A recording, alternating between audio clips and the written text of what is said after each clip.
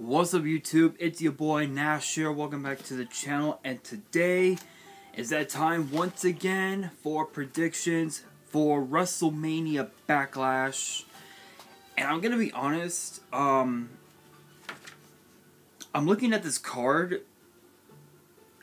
it's a little lackluster to be perfectly, if I'm gonna be perfectly honest, it's a little lackluster. There's only one championship on the card. Excuse me. And it's not what I was hoping. But we are going to kick things off by saying that if you guys are hearing music in the background, I have the Bolero of Fire, which was the song to transport you to Death Mountain in Ocarina of Time. Big shout out to the game. No copyrights. You guys know how it works with the algorithm. And hopefully you guys enjoy this weird prediction video. If you guys do, and you guys want to see more in the future, make sure you guys give this video a thumbs up, subscribe to the channel, and hit that notification bell so you guys do not miss out on any future content. And as always, be sure to check me out on my social media. The links will be in the description below, as will the info to my fan mail. If you guys want to send fan mail, the info will be in the description as well. And we're going to get straight into it, kicking things off with a match that was originally supposed to have been a tag team title unification match between RK Bro and the Usos, but unfortunately that did not come to pass, as we found as over the last couple weeks. RK Bro has been talking a lot of shit about Roman Reigns and the Bloodline. And it was all because of Sami Zayn. Sami Zayn decided to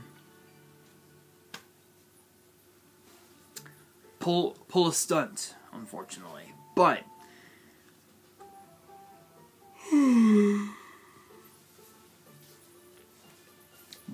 in comes Drew McIntyre, and we now have a 6-man tag team match between RK Bro and Drew McIntyre against the Bloodline. And I'm gonna be honest, this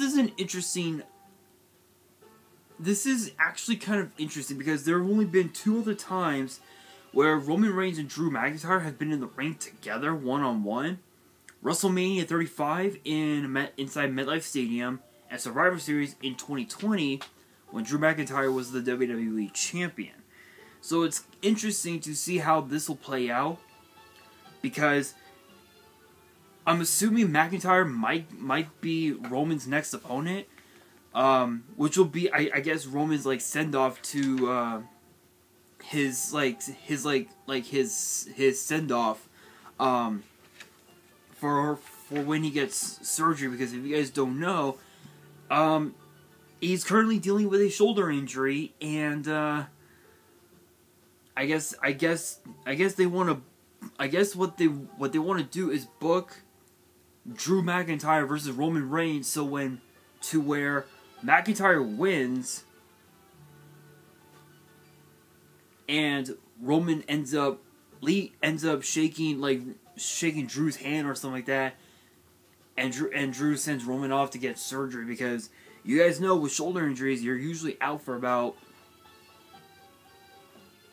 a year or so.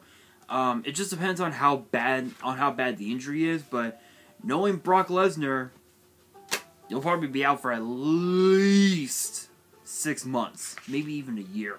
But honestly, this is kind of a hard one to call, because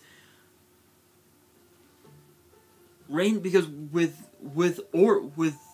Randy Orton is at the point in his career where he's done everything that there is to do in WWE. He's been tag team champion numerous times. He's been world champion for literally 14 times. He's won Royal Rumble. He's won Money in the Bank. He's won the Intercontinental title. He's won the United States title. He's won pretty much every championship you could think of. And this is probably the best way to cap off an incredible career. But rumor has it that he still has a long way to go. So we will see. We will see. But Roman Reigns, as he said it best months ago. He's in God mode now. I'm not gonna deny it. You know, Roman Reigns is indeed in God mode, but the question is,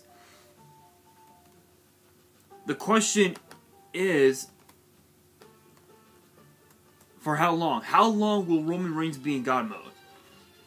That remains to be seen. But I am gonna be sticking with the Bloodline on this one, mainly not because of how good they are together, but it's more so about the fact that the Usos are going to do whatever they can to injure RK Bro, so when they do unify the tag team titles, it'll just be easy pickings for the Usos. Next up, we've got speaking of rematches, we have a rematch from WrestleMania as the almighty Bobby Lashley goes one-on-one with the Colossus Omos with MVP in the corner of Omos. I'm gonna be honest, this is kind of an interesting one because Bobby Lashley went into WrestleMania without MVP, which was an interesting development, but it felt so right. It felt so right to see Bobby Lashley no longer having MVP in his corner. Yes, it is true that MVP did give him, did hand him, excuse me, the United States title. Yes, he did give Lashley the WWE title, but one thing remains the same. It's the fact that Bobby Lashley never stopped believing in the fans. That is the one constant that always remained the same when it came to Bobby Lashley. Yet MVP didn't see it that way, so he turned his back on Lashley the night after WrestleMania, which was utter and complete bullshit in my personal opinion. But at least Lashley is going back to the Bobby Lashley that I remember as a kid. I remember in 2005, right around the fall of 2005, Lashley came into WWE just instantly adored by the fans. And throughout his first tenure in WWE, former United States champion, two-time ECW champion, 3 titles he's held. Plus he had a couple of opportunities at the WWE title, and one of those opportunities was his last match in WWE against John Cena. Hell of a match, by the way, hell of a match, but this is a new version of Bobby Lashley mixed in with the Bobby Lashley of old, if that makes sense. We're seeing the almighty, but we're also seeing the Bobby Lashley that just loves his fans. But Omos, he gives no fucks about anything. He has no fucks to give, and the only thing he cares about is hurting people. So who do I think is gonna win? In a battle of in the battle of quote unquote David versus Goliath, usually Goliath wins. The Goliath mean Omos. The David would be Bobby Lashley, but this is Bobby Lashley we're talking about here. This is the Almighty. There's no way that Lightning could Lightning strike twice for Lashley? Absolutely, but it is sort of impossible. So I gotta, as crazy as it sounds, I gotta go with Omos on this one. Next up, we have Happy Corbin versus Madcap Moss in a match in a rivalry that's been that actually has been brewing for the last few months. Actually, kind of funny enough, where Madcap's jokes that were made for Happy Corbin ended up being funny. Where as opposed to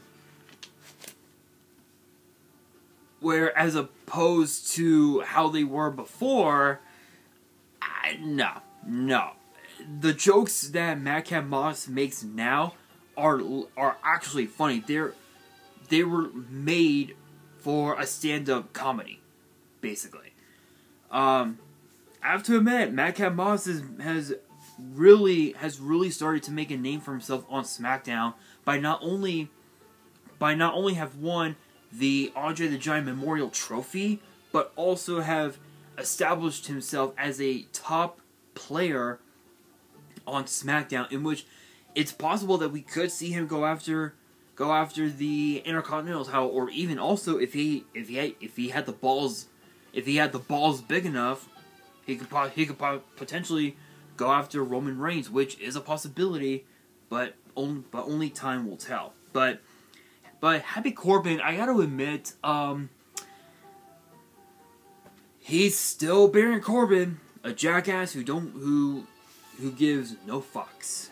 But I have to go with Madcap Moss on this one, only because Moss is at the point where he's got all this momentum that started on WrestleMania SmackDown, where he won the Battle Royals, who went to earn the trophy, and since then his momentum has been nothing but smooth sailing. And I think this Sunday it could continue, but we will see on Sunday. I am going with Madcap Moss on this one. Speaking of rematches, we have, since we're on the topic of rematches with Lashley versus Omos, we have 3 other rematches. This one is the Hall of Famer Edge and the phenomenal AJ Styles. It's so hard to believe that I'm calling matches involving Edge, which is insane. It's insane. It is insane. But I must admit, this new side of Edge is actually pretty good. It's a little refreshing compared to the Edge that was compared to the Edge that would literally steal your girl, basically. Having sided with Damien Priest is actually refreshing for both of them, because now we're going to be able to see Damien Priest as he was intended to be, if that makes sense. Because when Damien Priest was on NXT, it was kind of like a double-edged sword. You know, there were a lot of fans that liked him. There were a lot of fans that didn't like him. But once he became the NXT North American Champion at NXT TakeOver 30, he basically established himself as one of the top babyfaces on NXT. And when he got called up to the main roster, was it last year in 2021? During the men's Royal Rumble match, he again further established himself as a top babyface, becoming Bad Bunny's bouncer, which he wanted that. Let's be real on that. Edge said that he was subjected to being Bad Bunny's bouncer. Here's the thing: Damien Priest wanted to be his bouncer, not because of the respect that he has for Bad Bunny, but because of the fact that they both have a Puerto Rican background, if you will, and not only that, it was Damien Priest that taught Bad Bunny how to compete in the ring before their match with Miz and Morrison last year at WrestleMania. So Damien Priest, he wasn't subjected to it. He wanted to do it. Let's just be real on that. Let's keep it real on that. But I will admit, this new side of Damien Priest, it's been brewing for months, ever since this new character, so to speak, that Damien Priest has had, where he's got the Damien side and the Priest side of Damien Priest, if you will. But now, now with Damien Priest banned from ringside, as we saw this past Monday on Raw, and with Finn Balor, in AJ Styles' corner, it's a mystery to determine who will win, because in a one-on-one match, a simple one-on-one match, no distractions, no outside interference, excuse me, AJ Styles would win. AJ Styles would win with a phenomenal forearm or a Styles clash. But with distractions, Edge will win. So without Damien Priest at ringside and without Finn Balor at ringside, who wins? It all comes down to who wants it more. And truth be told, Edge, he's already proven himself to AJ Styles at WrestleMania. This is a match that AJ Styles needs to win. So I have to go with AJ Styles on this one, because he needs to win this match. If he loses on Sunday at Backlash, what does that say about AJ Styles? Could we see AJ Styles join Judgment Day?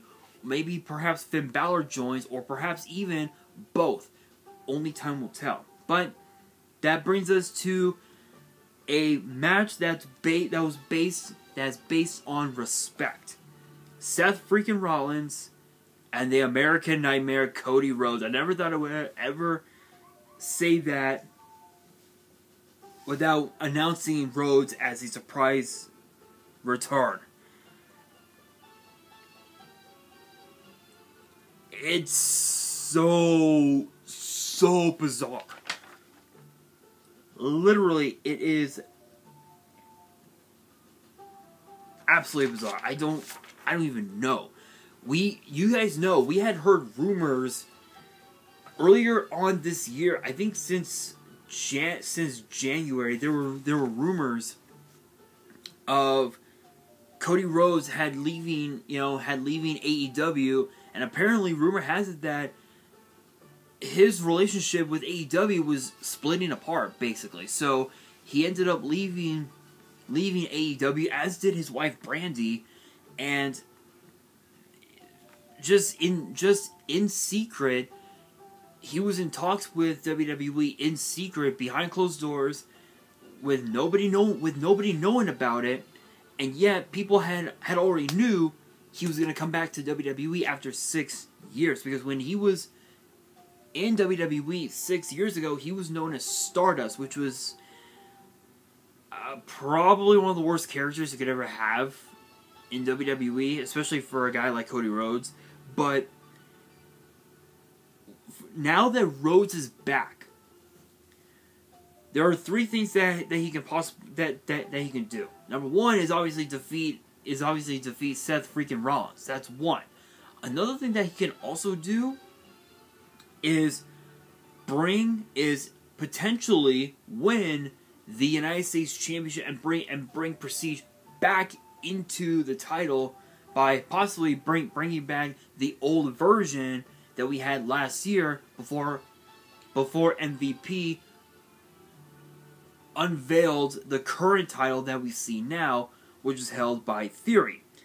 And the main one that he set out to do, win the WWE Universal title off of Roman Reigns, and do it for his father, the American Dream, Dusty Rhodes, who, unfortunately, you guys know, if you guys are familiar with the American Dream, fortunately, he did not win the WWE Championship in WWE, unfortunately, but Cody Rhodes said that he would do it for his father, for his fans, for his wife and his daughter. I am honestly all for it. I say go for it, dude. I say go for it. Welcome back, Cody Rhodes. Will lightning strike twice? Probably not. Probably not. But so that being said, I gotta go with Seth freaking Rollins on this one. Now for probably one of the most interesting matches I never thought we would ever see again. Where it's Charlotte Flair, the self-proclaimed opportunity, defending her SmackDown Women's title against the baddest woman on the planet, Ronda Rousey, in an I Quit match.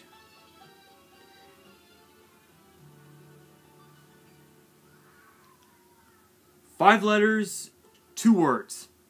I quit. Plain simple. What are the rules? There are no rules. Just make your opponent say I quit. That's it. That's it. That is it. So the question becomes, who is in favor of this match? Who does this match favor the most? And the answer is both. It favors both because Charlotte Flair knows submission. She has the figure 8. She's got the figure 4. And she has the Boston Crab. Whereas opposed to Ronda Rousey, she's got pretty much every single submission hold under the sun. Which is crazy. Crazy, but insane, but awesome. So the question becomes, who wins? That unfortunately I cannot call. Unfortunately, I cannot call it. It's too hard to call because both of these women are damn near evenly matched. And this rivalry actually dates back 4 years ago at Survivor Series, where it was supposed to have been Becky Lynch versus Ronda Rousey at Survivor Series, but because of Becky Lynch's injury, her concussion, it did not come to pass. And I remember talking about it on the channel back then, and I just want to compare my book from back then to now. Here's the book now. Here's where my book was back then. Okay, this was my book back then.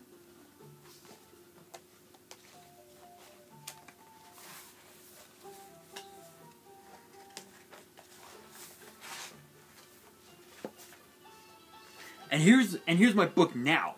The book is almost full. Literally, I have to buy a new one pretty soon. But yeah, it was originally supposed to have been Becky Lynch versus Ronda Rousey, where it was the Raw Women's Champion versus the SmackDown Women's Champion, but because of an injury, but because of an injury, Charlotte Flair ended up taking Becky Lynch's place, and Ronda Rousey ended up winning the match via a disqualification when after Charlotte Flair hit Ronda Rousey with a plethora of kendo sticks and a chair shot to the throat, thus turning Ronda Rousey heel in her hometown, which is my hometown of LA. Absolutely bizarre. So it buys into the question, who wins? It's hard to say, but if I had to pick, I gotta go with Ronda Rousey on this one. There's no way in hell she would ever utter the words "I quit." There's no way in hell. But that brings me to the question of the day. Among the card as it sits now, what are your predictions for WrestleMania Backlash? Let me know down in the comments below. And that will do it for today's video. Hopefully you guys enjoyed. If you guys did, make sure you guys smash the thumbs up button. And if you guys are new to the channel and you guys want to see more pay-per-view or premium live event predictions in the future, make sure you guys subscribe to the channel and hit that notification bell so you guys do not miss out on any new content that comes your way. And make sure you guys follow me on Twitter and on Instagram. The links will be in the description below. And if you guys have any fan mail that you guys want to send me and you guys want me to open it up on the channel, All the info will be in the description as well. And on that, this is your boy Nash, signing out.